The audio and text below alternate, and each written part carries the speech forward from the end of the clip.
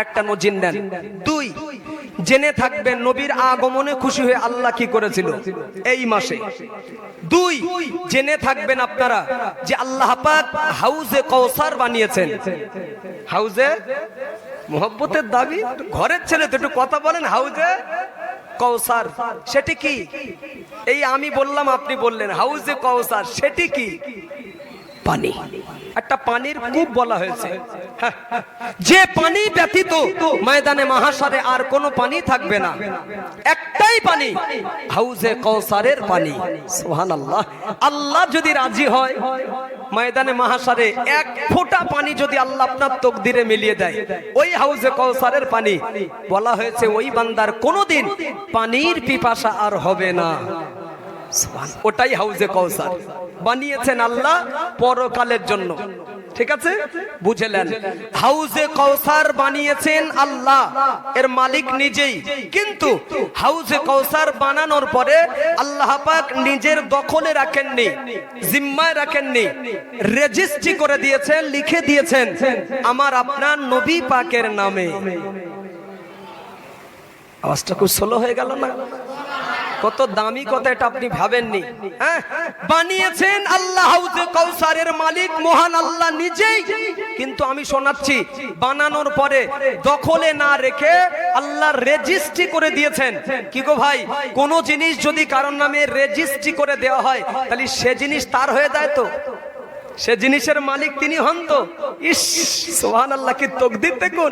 বানিয়েছেন আল্লাহ হাউজে কৌসার, কিন্তু লিখে দিয়েছেন, রেজিস্ট্রি করে দিয়েছেন আমার আপনার নবী পাকের নামে। আর ওই সেই নবী ময়দানে মাহশারে ওই পানি পান করানোর জন্য এই উম্মতের তরে ব্যস্ত হয়ে থাকবেন। হাউজে কৌসারের পানি।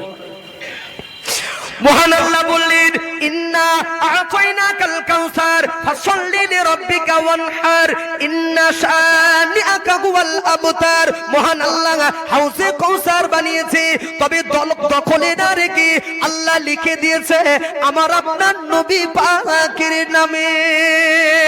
ও ভাই, ও মুরব্বি বাবাজি, খুব ঠান্ডা মাথায়, তৎকুটি মাথায় নেবেন।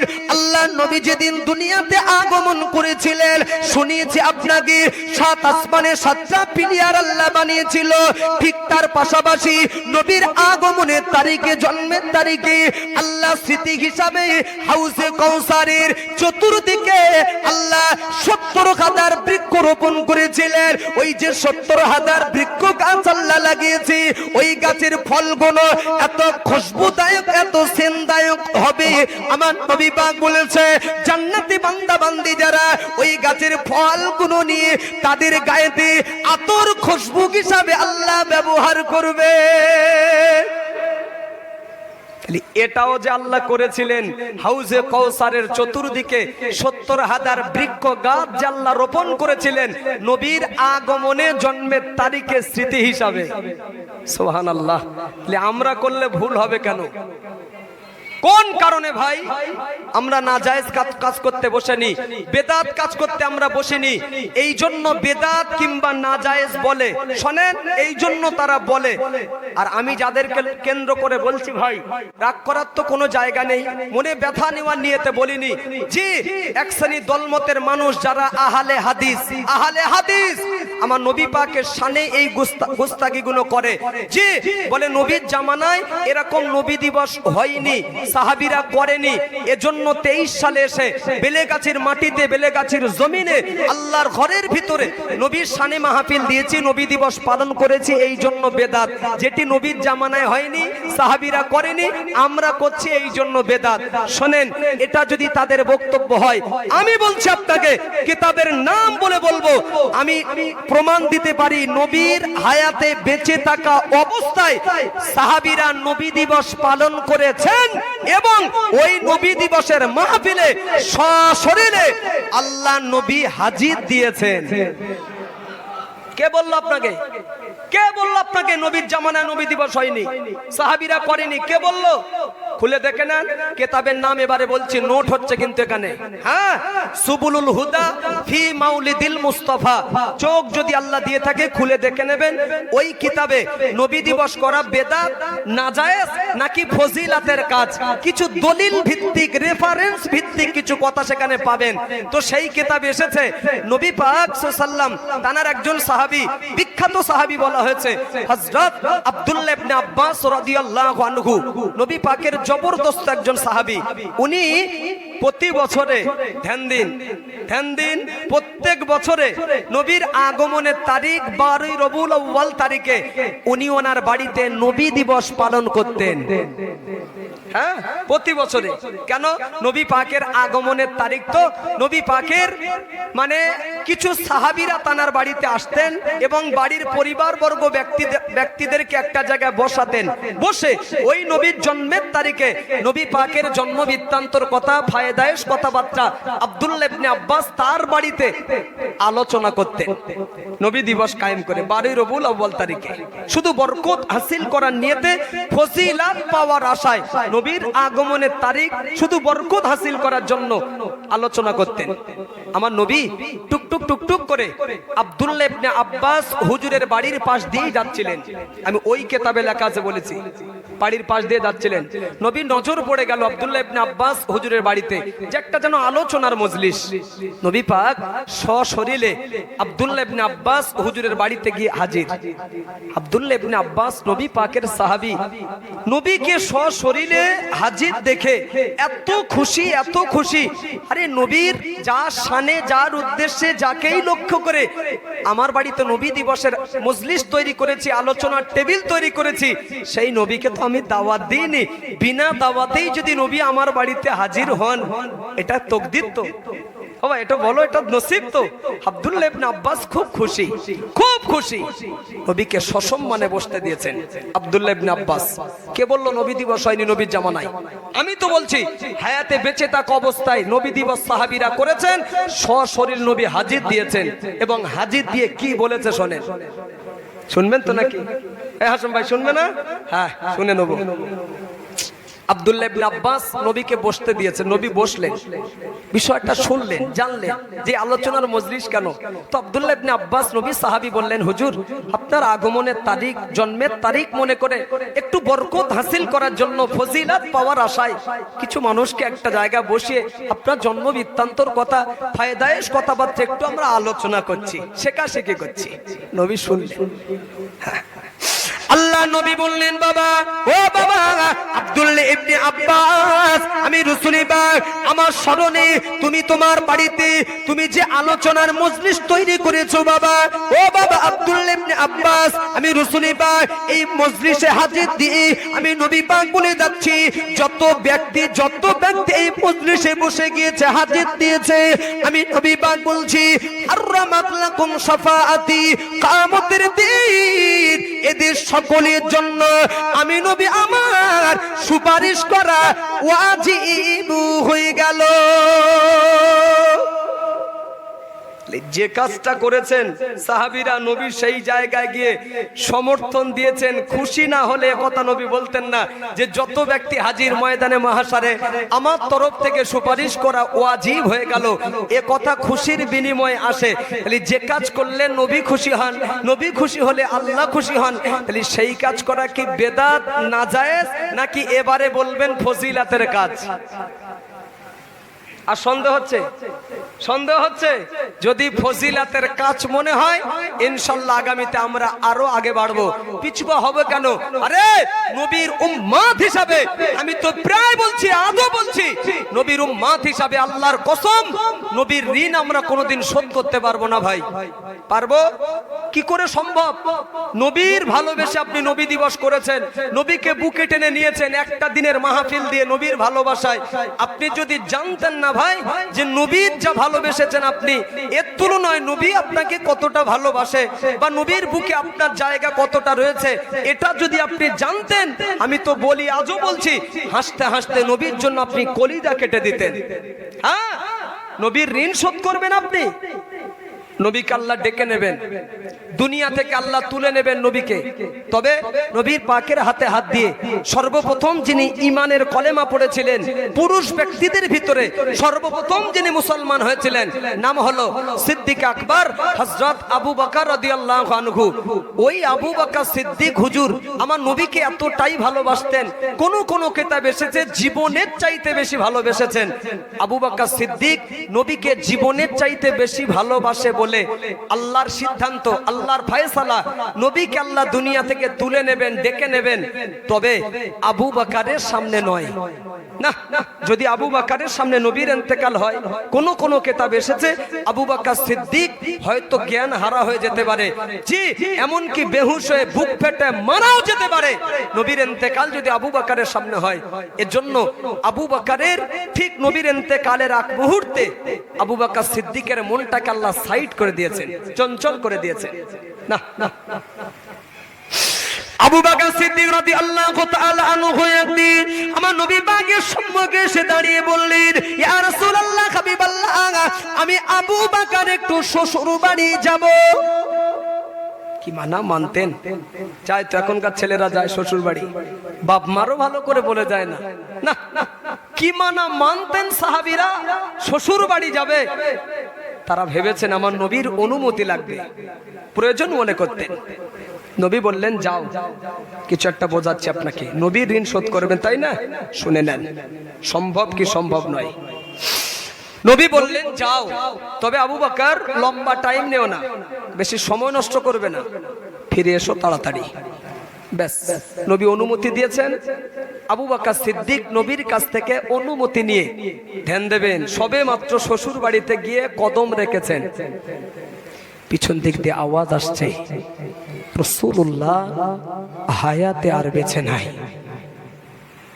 না, অল্প সময়ের ভিতরে, একটু আগেই বললাম না, আবু বকর নবীকে এতটাই ভালোবাসে, তার সামনে যদি নবীর ইন্তেকাল হয় বুক ফেটে মারাও যেতে পারে। এজন্য আল্লাহর সিদ্ধান্ত, আবু বকরের সামনে নবীর ইন্তেকাল আল্লাহ করাবেন না। ঠিক ইন্তেকালের আগে আবু বকরকে আল্লাহ সাইড করে দিয়েছেন। যে ব্যক্তিটা নবীকে জীবনের চাইতে বেশি ভালোবাসে, হ্যাঁ এত অল্প সময়ের ভিতরে যদি সংবাদ পান, আওয়াজ যদি পান যে নবী জগতে আর নাই, অল্প সময়ের ভিতরে বলেছি, হ্যাঁ নিজেকে আর ধরে রাখতে পারবে? হ্যাঁ না বলেন একটু। আবু বকর সিদ্দিক ভেঙে পড়েছেন, নবী চলে গেল, এই মাত্র নবী অনুমতি দিলেন, আমি আসলাম। এত অল্প সময়ের ভিতরে আমি যদি জানতাম নবী চলে যাবে, আমি আবু বকর একটা কদম নবীর কাছ থেকে সরাতাম না। না, কাঁদছে, খুব কাঁদছে, আসমান ভেঙে পড়েছে আবু বকর সিদ্দিক হুজুরের মাথায়। নবী চলে গেল। আবু বকর সিদ্দিক রাদিয়াল্লাহু আনহু উনি কাঁদতে উনি দেরি না করে, ও বাবাজি, আবু বকর সিদ্দিকের কলিজাটা যেন চৌচির হয়ে যাচ্ছে, আবু বকরের কলিজাটা যেন ফেটে যাচ্ছে। আবু বকর সিদ্দিক নবীর ইন্তেকালের কথা শুনে আর দেরি না করে উনি ফিরে এসেছে। ফিরে এসেই লক্ষ্য করে দেখছে আল্লাহর নবী ইন্তেকাল হয়ে আমার নবী পাক জমিনে দাফন হয়ে রয়েছে। আমার নবী পাকের দেহ মুবারক উপরে একটা চাদরে ঢাকা দেওয়া রয়েছে। আবু বকর সিদ্দিক আমার নবী পাকের মাথা মুবারকের কাছে এসে হাসতে করে আমার নবী পাকের মাথা মুবারকের উপর থেকে, চেহারার উপর থেকে চাদরটা সরিয়ে দিয়ে আবু বকর সিদ্দিক আমার নবী পাকের পেশানি কপালেতে একটা চুমা লাগালে, ইয়া রাসূলুল্লাহ, হাবিবাল্লাহ, আমি আবু বকর এসে হাজির হয়ে গেছি। যে আবু বকরকে একটু আগে আপনি অনুমতি দিয়েছেন, যে আবু বকর অনুমতি নিয়ে আমি আপনার কাছ থেকে সরে গিয়েছি। হুজুর, আমি আবু বকর যদি জানতাম এত অল্প সময়ে আবু বকরকে ছেড়ে জনমের মতো আপনি চলে যাবেন, আমি আবু বকর একটা কদম আপনার কাছ থেকে সরাতাম না। হুজুর, আমি আবু বকর এসেছি, একটা বার আমার সঙ্গে কথা বলুন। না না, নবী তো ইন্তেকাল হয়ে গিয়েছে। আবু বকর নিজেকে শক্ত রাখতে পারছে না। ও ভাই, আবু বকর সিদ্দিক কাঁদতে কাঁদতে আমার নবী পাককে লক্ষ্য করে বললেন, ইয়া রাসূলুল্লাহ, হাবিবাল্লাহ, আমি তো সেই আবু বকর, যে আবু বকর আপনার বাল্যকালের সাথী, যে আবু বকর আপনার হিজরতের রাতের সাথী। হিজরতের রাতে আবু বকর সিদ্দিক আমার নবীর জন্য যে কষ্ট করেছিল বাবাজি, ওই একটা রাতের কষ্ট আল্লাহর নবী আবু বকরের কাছে ঋণী হয়ে গিয়েছিল। আল্লাহর নবী একদিন বলেছিলেন, ও সাহাবীরা, পৃথিবীতে সমস্ত সাহাবীদের ঋণ আমি নবী পাক শোধ করতে পেরেছি, কিন্তু না না, আবু বকরের ঋণ আমি নবী পাক দুনিয়াতে শোধ করতে পারিনি। ও সাহাবীরা, আমি রাসূলের পক্ষ থেকে আবু বকরের ঋণ শোধ করার জিম্মাদার আল্লাহই হয়েছে। ইয়া রাসূলুল্লাহ, হাবিবাল্লাহ, যে আবু বকরের কাছে আপনি জনমের মতো ঋণী হয়ে রয়েছেন, আমি সেই আবু বকর এসেছি। হুজুর একটা বার কথা বলুন, আমার নবী ইন্তেকাল হয়ে গিয়েছে। আবু বকর নিজেকে সান্ত্বনা দিতে পারছে না, এত কান্না এত কান্না। নবীর ইন্তেকাল কি শোকের ছায়া। আবু বকর সিদ্দিক কাঁদতে কাঁদতে কিছুক্ষণ পরেই মনে মনে করলেন, না না, আমি আবু বকর, আমি তো সকলের বড়, আমি আবু বকর, আমি নিজেই যদি এতটাই ভেঙে পড়ি, আমার নবী পাকের সাহাবীদের সান্ত্বনা দেবে কে? ওরা তো আমার ছোট, ওদেরকে বোঝাবে কে? এই না মনে করে আবু বকর সিদ্দিক নিজের চোখের পানিটা মুছে ফেললেন, নিজেকে শক্ত করে নিলেন। কিন্তু লক্ষ্য করে দেখে ওমর রাদিয়াল্লাহু আনহু নবীর ইন্তেকালের পরে ওমর রাস্তায় নেমে পড়েছে। ওমরের হাতে একটা লাঙ্গা তলোয়ার নিয়ে তলোয়ার ঘোরাচ্ছে, আর ওমরের জবান থেকে এই কথাটা জোরে জোরে বাহির হচ্ছে, এ মদিনাবাসীরা, এ নবী পাকের সাহাবীরা, কেউ যদি বলে আমার নবী পাক ইন্তেকাল হয়ে গিয়েছে, মারা গিয়েছে, যদি কেউ এ কথা বলে, আমি ওমর বলছি, আমার এই তলোয়ারের আঘাতে তার ঘোড়ার মুন্ডটা আমি আলাদা করে দেব। মানে নবীর ইন্তেকাল, এটা ওমরও মেনে নিতে পারছে না। সাহাবী আবু বকর রাদিয়াল্লাহু আনহু ওমরকে লক্ষ্য করে বলেছিলেন, ভাই, এ ভাই ওমর, তুমি শান্ত হয়ে দাও। আমার নবী পাকের জবান মোবারক থেকে এই কোরআনের আয়াতগুলোকে তুমি শোনো নাই? নবী আমাদের শুনিয়ে গিয়েছে, ওয়ামা মুহাম্মাদুন ইল্লা রাসূল কদ খালাত মিন ক্বাবলিহির রাসূল। আল্লাহর নবী মুহাম্মদ সাল্লাল্লাহু আলাইহি ওয়াসাল্লাম নবী ব্যতীত অন্য কিছু নয়। পূর্বে যত নবী এসেছিল সকল নবী ইন্তেকালের কোলে ঢলে পড়েছে। অতএব আমাদের নবী পাকের ইন্তেকাল এটা স্বাভাবিক, এটা অস্বাভাবিক নয়। এই ওমর, তুমি শান্ত হয়ে দাও। ওমর রাদিয়াল্লাহু আনহু বলে, নবীর ইন্তেকালের পরে আমি ওমর যতটা চঞ্চল হয়ে পড়েছিলাম, আমার বড় ভাই আবু বকর আমাকে যেমন ভাবে সান্ত্বনা দিচ্ছিল, বোঝাচ্ছিল কোরআনের আয়াতগুলো বলে, আমি ওমর আমার মনে করছিল জানো, ঠিক এই মুহূর্তে আল্লাহ পাকের আসমান থেকে কোরআন শরীফ নাজিল হচ্ছে। আর একটু জোরে হবে না? ও ভাই, সাহাবী আবু বকর বড় মনে করে সকলকে সান্ত্বনা দিয়ে দিলেন। এইবারে আমার নবী পাকের লাশ মুবারকটা কবরের মাটিতে রাখার পালা। ও ভাই, আমার নবীকে সাহাবীরা বিদায় দিয়ে দেবে। আমার নবী পাক জনমের মতো সাহাবীদের কাছ থেকে আড়াল হয়ে যাবে।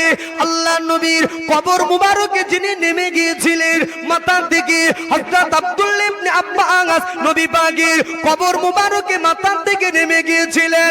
পায়ের দিকে আমার নবী পাকের জামাতা হযরত আলী রাদিয়াল্লাহু আনহু নবী পাকের কবর মুবারকে পায়ের দিকে নেমে গিয়েছিল।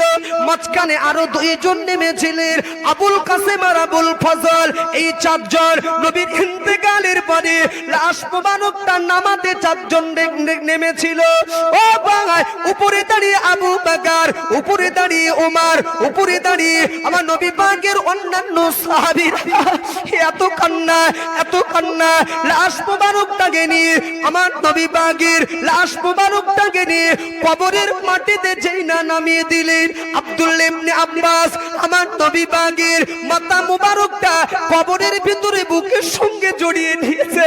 হযরতে আলী আমার নবী পাকের দেহ মুবারক পাকের কদম মুবারক দুটো কবরের মাটিতে ভিতরে গিয়ে কবরের মাটিতে গিয়ে আমার নবী পাকের জামাতা আলী বুকের সঙ্গে কদম দুটো জড়িয়ে নিয়েছে। এত কান্না, এত কান্না, এত কান্না। আমার নবী জনমের মতো বিদায়, কি শোকের ছায়া, কি কষ্ট। উপরে দাঁড়িয়ে অসংখ্য সাহাবীরা দাঁড়িয়ে কাঁদছে। আমার নবী আড়াল হয়ে যাচ্ছে। আব্দুল্লাহ ইবনে আব্বাস আর হযরতে আলী মাথার দিকে আর পায়ের দিকে কবরের ভিতরে এমন কান্নার রোল উঠে গিয়েছিল। ও ভাই, জনমের মতো বিদায়। আব্দুল্লাহ ইবনে আব্বাসের কান্না দেখি আবু বকর বলে, যদিও আমি বড় মনে করে শব্দ করে রেখেছিলাম, নিজেকে কন্ট্রোল করে রেখেছিলাম, কিন্তু না না, আমার নবী পাক জনমের মতো যখনই কবরের মাটিতে রাখা হলো, বিদায় নেওয়ার সময় আমি আবু বকর চোখের পানি ধরে রাখতে পারিনি। আমার কলিজা টানানো ফেটে যাচ্ছে। আবু বকর সিদ্দিক উনি কাঁদতে কাঁদতে কাঁদতে কাঁদতে আব্দুল্লাহ ইবনে আব্বাসকে লক্ষ্য করে বলেছিল, ভাই আব্দুল্লাহ ইবনে আব্বাস, আমার নবীকে জনমের মতো তো তোমরা বিদায় দিয়ে দিচ্ছ ভাই। আব্দুল্লাহ ইবনে আব্বাস, আমার নবীকে জনমের মতো তোমরা তো আড়াল করে দিচ্ছ ভাই। আমি আবু বকরের আমার কলিজাটা ফেটে যাচ্ছে গো ভাই। দেখাও না একটাবার আমার নবী পাকের চাঁদ মুখটা একটাবার। আমি আবু বকর জনমের মতো আমার নবী পাকের নূরানি চেহারাটা একটাবার দেখবো। দেখাও না ভাই। আমি আবু বকরের কলিজা ফেটে যাচ্ছে। কাপড়ের কাপড়টা খুলে দাও না গো ভাই। আব্দুল্লাহ ইবনে আব্বাস আমার নবী পাকের মাথার দিকে যিনি ছিলেন, আবু বকরের দাবি অনুযায়ী কাপড়ের কাপড়টা যেই না খুলে দিয়েছে, নবী বিদায়ের সময় আবু বকর সিদ্দিক নবীর নূরানি চেহারা কবরের মাটিতে দেখার পরে টুকরে কেঁদে ফেললেন। ইয়া রাসূলুল্লাহ, হাবিবাল্লাহ, আপনি আমাদেরকে এতিম করে জনমের মতো আপনি বিদায় নিচ্ছেন। হুজুর, আমরা দুনিয়াতে কাকে নিয়ে বাঁচবো থাকবো, এই না কথা বলে আবু বকর কান্না শুরু করে দিল।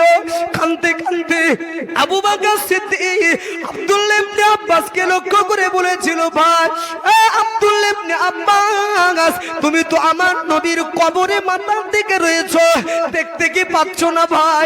আমার নবী পাকের দুই চোখের দুই কোণায় যেন বিন্দু বিন্দু বিন্দু বিন্দু পানি জমা রয়েছে। দেখো না ভাই, আমার নবী পাকের ঠোঁট দুটো যেন নড়াচড়া নড়াচড়া নড়াচড়া করছে। দেখো না ভাই, নবী বিদায়ের সময় নবী আমাদের যেন কি একটা বলে যেতে যাচ্ছে। আব্দুল্লাহ ইবনে আব্বাস আমার নবী পাকের কবরের ভিতরে তার কানটা নিয়ে জবানের কাছে লাগিয়ে দিয়েছে। আব্দুল্লাহ ইবনে আব্বাস বর্ণনা করে বলে, আমার নবী পাকের জীবনের শেষ কথা যেটা কবরের মাটিতে আমার নিজের কানে শুনেছি, নবী বিদায় নিয়ে চলে যাচ্ছে, কিন্তু নবীর জবান থেকে এই কথাটা জারি হচ্ছে। আল্লাহ নবী বলছেন, রব্বি হাবলিয়া উম্মতি, রব্বি হাবলিয়া উম্মতি। আল্লাহ, আমার উম্মতের উপায় কি হবে?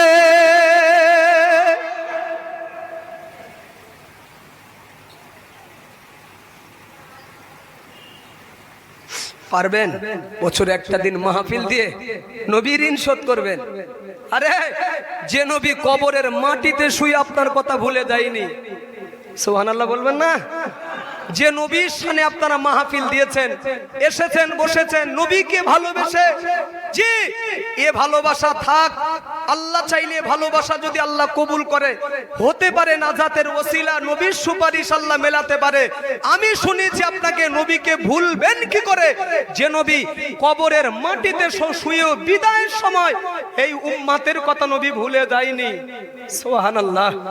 সেই নবীর শান মান মর্যাদা কমাতে আমরা বসিনি, উম্মত হিসাবে নবী পাকের শান মান মর্যাদা বাড়াতে বসেছি। সুবহানাল্লাহ। হ্যাঁ, খোদ আল্লাহ নিজেই নবীর মান বাড়িয়েছে, নিজেই খোদ আল্লাহ নবীর মর্যাদা বুলন্দ করেছে।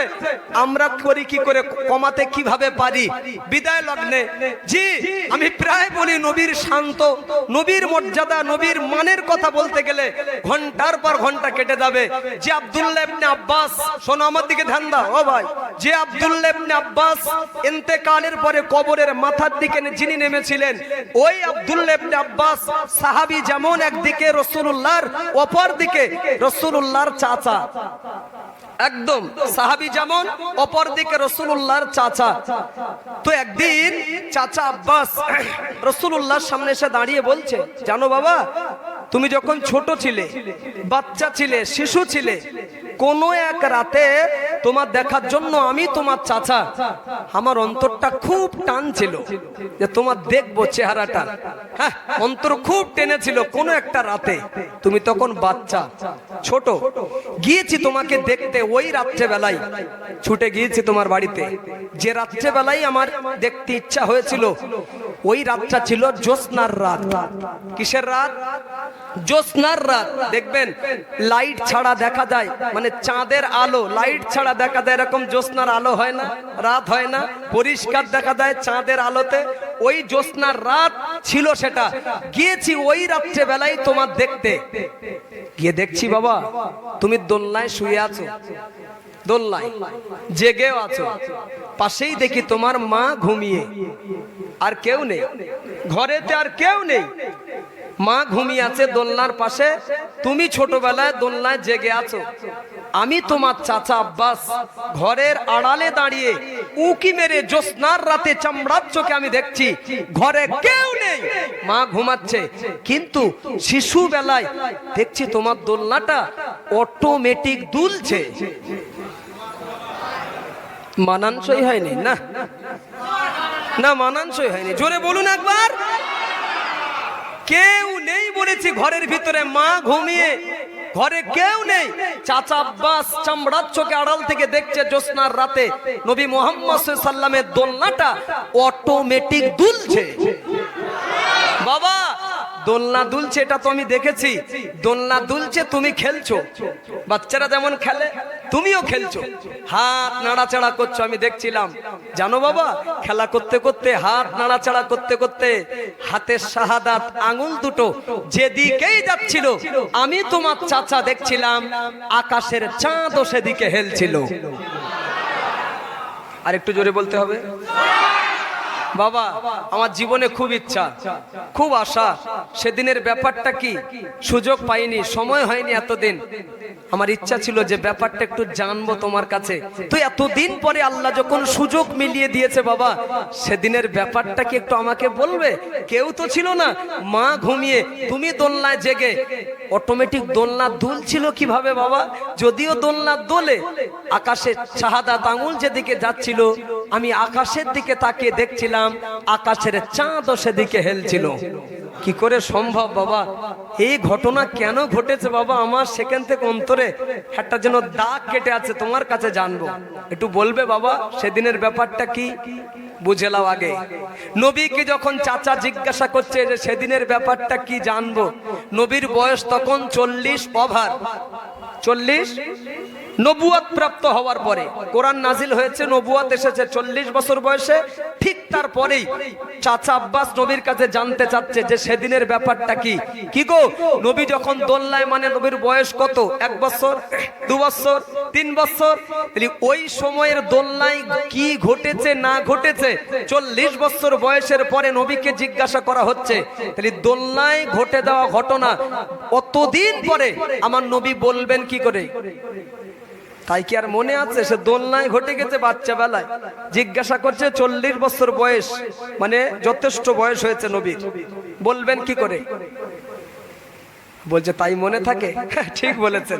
আচ্ছা, আপনার বয়স কত আনুমানিক বলেন? আপনার বয়স আনুমানিক কত বলেন একটু? 76? আচ্ছা ধরলাম। 10 বছর বয়সে আপনার জীবনে কি ঘটনা ঘটেছে মনে আছে? ও মাথা নেড়ে দিচ্ছে, মানে ব্রেন হ্যাং করেছে। ও আখেজো কিচ্ছু আর নেই। ও আমার জিজ্ঞাসা করেন, আমিও পারবো না। আশা রাখি আপনারা কেউ পারবেন না যে 5 বছর 7 বছর বয়সে কি ঘটনা ঘটেছে আমাদের জীবনে, এই সময় যদি জিজ্ঞাসা করে আমরা বলতে পারবো কি? পারো সম্ভব না।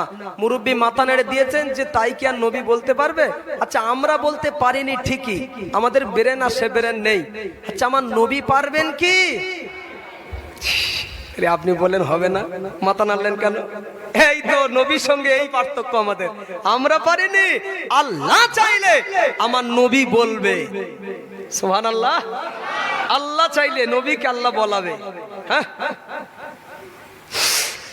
আল্লাহ নবী বললেন চাচা যান, ও চাচা যান, আমি নবী মুহাম্মদ সাল্লাল্লাহু আলাইহি ওয়াসাল্লাম আমি যখন মায়ের গর্ভে আব্বা জান দুনিয়া থেকে বিদায় নিয়েছে, ইন্তেকাল হয়ে গিয়েছে, ও চাচা জান, আমার চাচা জানেরা আমার আম্মাকে জায়গা দেয়নি, আশ্রয় দেয়নি। আমার আব্বা জান বিদায় নেওয়ার পরে চাচা জানদের ঘরে আমার আম্মাকে তারা রাখেনি। চাচা জানেরা আবু কুবাইস নামক পাহাড়ের পাদদেশে আমার আম্মাকে রাখার জন্য যারা ছোট্ট একটি কুটুরি ঘর তারা বানিয়ে দিয়েছিল। ও চাচা জান, আমার আম্মা জান ওই ছোট্ট কুটুরিতে একাই বসবাস করতেন, আম্মা আমার একাই থাকতেন। আমি নবী মুহাম্মদ সাল্লাল্লাহু আলাইহি ওয়াসাল্লাম ওই ছোট্ট কুটুরিতে আমি মুহাম্মদ যখন ভূমিষ্ঠ হলাম, জন্ম নিলাম, পৃথিবীতে মুহাম্মাদের আপন বলতে মা ছাড়া আর কেউ ছিল না। সারাদিন আমি নবী মুহাম্মদ আমার আম্মা সারাদিন আমাকে নিয়ে সংসারের কাজ করে হাড় ভাঙা খাটুনি কেটে সন্ধ্যা যখন ঘনিয়ে আসতো চাচা, আমি নবী মুহাম্মদ আমাকে দোলনায় শুইয়ে দিয়ে আমার আম্মা দানের শরীরটা ক্লান্ত হয়ে যেত বলে দোলনার পাশে ঘুমিয়ে যেতেন। নিদ্রার ভিতরে আমার মা ঢলে পড়তেন। আমি নবী মুহাম্মদ আমি বড় একা একা একা হয়ে যেতাম। মা আমার ঘুমিয়ে বাচ্চা মুহাম্মদ দোলনাতে জেগে মুহাম্মাদের দোলনাটা দুলিয়ে দেবে কে? আল্লাহ পাক মুহাম্মাদের জন্য আল্লাহ পাক শিশু হালাতে দোলনাটা দুলিয়ে দেওয়ার জন্য একটা ফারিস্তা নিয়োজিত রেখেছিল। চাচা আপনি যে দেখতেন কেউ থাকতো না, মা ঘুমিয়ে কিন্তু আমি জেগে থাকতাম, দোলনায় নূর দুলতো। ওই ফারিস্তা আল্লাহর সিলেক্ট করা একজন ফারিস্তা ছিল। প্রতিনিয়ত একা যখন থাকতাম ফারিস্তা মালাইকারা এসেই দুলিয়ে দিয়ে যেতেন। বুঝলাম, এটা তো বুঝিনি বাবা। খেলা করতে শাহাদাত আঙ্গুল যেদিকে যেত আকাশের চাঁদও সেদিকে হেলতো। এটা একটু বলো। নবী একটা উত্তর দিয়েছেন। একটা, দোলনা কেন দুলতো, কে বা দুলিয়ে দিত, কেউ তো থাকতো না, নবী বলে দিয়েছেন। দুই, ভাইটাল জবাব নবী চাচাকে শোনাবেন, আঙ্গুলের সাথে সাথে আকাশের চাঁদ কেন হেলে দিত। শুনবেন কি? শুনবেন? একবার তাকবীরে ধ্বনি দেন, নারায়ে তাকবীর। আল্লাহর নাম নিচ্ছি, নারাজ হবেন না। নারায়ে তাকবীর, নারায়ে তাকবীর, নারায়ে তাকবীর। ঠিক আছে, চলবে। আল্লাহ নবী বললেন চাচা যান, ও চাচা যান, আমি নবী মুহাম্মদ সাল্লাল্লাহু আলাইহি ওয়াসাল্লাম আমি দোলনায় শুয়ে শুয়ে আমি যখন খেলা করতাম শাহাদাত আঙ্গুল যেদিকেই যেত আকাশের চাঁদও সেদিকে হেলে যেত। তার কারণ চাচা যান, পৃথিবীতে মুহাম্মাদের জন্য কোনো খেলনা ছিল না। মুহাম্মাদের আম্মা তো গরিব, মুহাম্মাদকে কোনো খেলনা কিনে দিতে পারিনি। তাই মা আমার ঘুমিয়ে বাচ্চা মুহাম্মদ দোলনায় জেগে, মুহাম্মাদের তো কোনো খেলনা নাই, খেলবে কার সাথে? তাই শাহাদাত আঙ্গুল যেদিকেই যেত আকাশের চাঁদও সেদিকে গেলে যেত। তার কারণ চাচা যান, আল্লাহ পাক মুহাম্মাদের জন্য আকাশের চাঁদটা খেলনা বানিয়ে দিয়েছিল। আমার হায়াত শেষ, হায়াত শেষ মানে এবার মরণ হবে নাকি? এর বাবু এই বুঝলেন, স্টেজের হায়াত শেষ। আলহামদুলিল্লাহ টার্গেট তো হয়ে গেছে। ছুঁই ছুঁই বলা ছিল তো 9:15, তবু তো 20-5 মিনিট পরে আনলেন। চলে যাব, জবান রয়েছে আর এক জায়গায়। এই নবী দিবসের মাহফিলটা আপনাদের সেই টলমলো হতে হতে হতে হতে দাবি ছিল শেষ দোয়া, রাখতে পারলাম না। সাজানো ছিল কিন্তু টলমলো হতে হতে হয়ে গেল। বেয়াদবি নেবেন না, পাড়ার ছেলে বললে ভুল হবে না, গ্রামের সন্তান বললে পরিচয় দিলে ভুল হবে না। একই গ্রাম হোমড়া বেলে গেছে, খাল পার হলে আবার ঝাঁপ দিয়ে চলে আসবো। আল্লাহ কোনোদিন যদি সুযোগ দেয়, দুটো কথা বললাম, নবী দিবসের মাহফিলকে সামনে রেখে অখুশি হলেন নাকি, কষ্ট পেলেন নাকি? আল্লাহ বেশি বেশি যা কিছু বলিয়েছেন শুনিয়েছেন বাস্তবে রূপ দিয়ে আমল করার তৌফিক দিন, বলুন আমিন। নবীর আশিক, নবীর মোহাব্বতি উম্মাত হিসাবে পরিচয় দিয়েছেন নবী দিবসের মাহফিল দিয়ে। ভালো তখন বাসা হবে, মানা তখন নবীকে বেশি বেশি হবে। জি, রেখে দেওয়া সুন্নাতগুলি বাস্তবে রূপ দিন, নবীর আদর্শে আদর্শিত হন। এটাই আমার মূল বক্তব্য আপনাদের কাছে।